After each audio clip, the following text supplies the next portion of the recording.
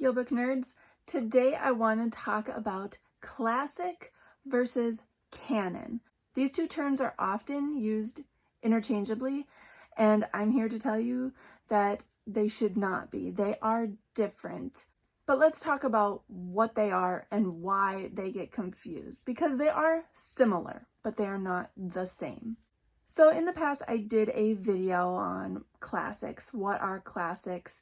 You can go check out that video if you want to know more. I dive in depth there on classics, but I'm going to give you a quick kind of recap, a quick overview before we start talking about what a canon is.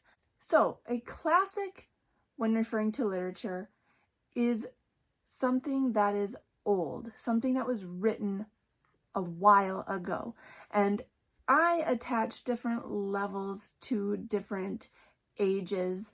This is my personal definition for classics, but overall, classics just mean that the piece of writing has stood the test of time.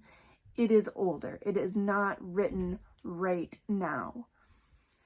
My definition for each kind of level is modern books are anywhere from written today to 50 years old, are modern or contemporary books. If they are 50 to 100 years old, they are modern classics. And then 100 to 1,000 years old would be just general classics. Anything over 1,000 years old, I label ancient classics. So that's my personal kind of label for each stage of being a classic, but overall, all they have in common is that they're older. They are not written today.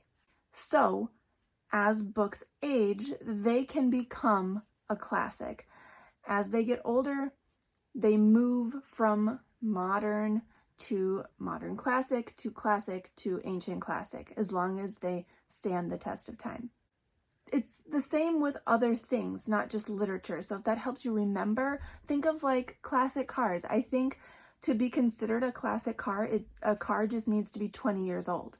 That makes it a classic car. So it's the same with literature. It just needs to be older. Canon is something different. A canon, specifically a literary canon, is a body of works that is considered representative of an era or a genre or a period or something like that. It is considered representative of that thing. This body of works is widely regarded as important, influential, superior to other works from that same age. They set the standard for literary excellence. They also might have some kind of cultural significance. So you can easily see where these two terms overlap and why they often get confused. If a work is in the canon, oftentimes it's a classic. Like, that's just the way it is, but not always. There are modern books in the modern canon. Think of Harry Potter. Harry Potter is widely considered superior to other modern fantasy. It has paved the way for many things. It has been highly influential, and it will likely stay that way for a long time. And so that is just one example of a modern book in a modern canon. But other examples from classic literature that would be in the canon would be like William Shakespeare, Hamlet. It is popular. It is considered a masterpiece. It is often taught as an exemplar. Things like this would be in the canon. Now, obviously, this is also a classic. So yes, you can clearly see the overlap there. Like I said, canon often showcases popular books. So Hamlet is obviously popular, whereas classics might be popular, like Hamlet, or a classic can be more obscure, like Carmilla, for example, by Joseph Sheridan Le Fanu. Most people I've talked to have never heard of this book, whereas most people I talk to have heard of Hamlet, even if they're not a reader. So you can see the difference between canon and classics. They're both classics, but Hamlet would be in the canon.